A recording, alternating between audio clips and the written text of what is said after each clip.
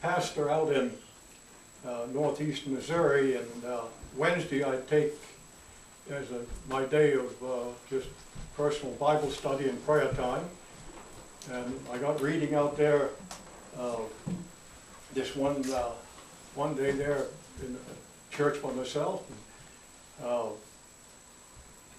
got reading about Elijah and kind of got excited about him, and spent a little time in Bible study then about him. So I'll give you with what I remember that I wrote about it. Once was Elijah, man of God, most fiery prophet to tread earth's sod. He knew how to pray, and when he did, all heaven heard, and the devil hid. Amen. He feared no army, king, or sword. His only fear was to serve his Lord. Amen. He climbed Mount Carmel, then sit to rest, while the prophets of Baal were put to test. Right. They built an altar, had their chance. They called on Baal and began to dance, but Baal didn't answer, for he was dead. And all his prophets lost their heads when Elijah got swinging that big old knife. They couldn't hide to save their life, for Elijah too had done his bit. He fixed the altar, but it wasn't lit. Then he prayed, "Oh Lord, their God's a lie. You're the one that made this earth and sky."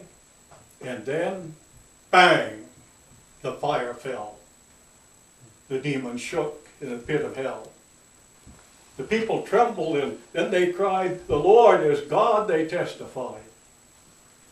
Now listen, folks, to what I say. Elijah's God is alive today. That's right. But we have some who think they're wise and mighty big in their own eyes. Yeah. And you know how they have said, Elijah's God has long been dead. But the time will come when they must go and meet this God, and then we'll know. The God who made both you and me, this earth and sky, the hills and sea, he's living now and always did. Amen. His mighty works cannot be hid. So where's the one like Elijah was, who's unafraid to preach God's cause? Right.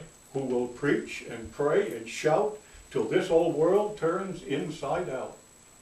My friends, get on your knees tonight and pray that God will give you light and fill you full this very hour with this mighty kind of power that moved Elijah long ago and so moved now, that all will know.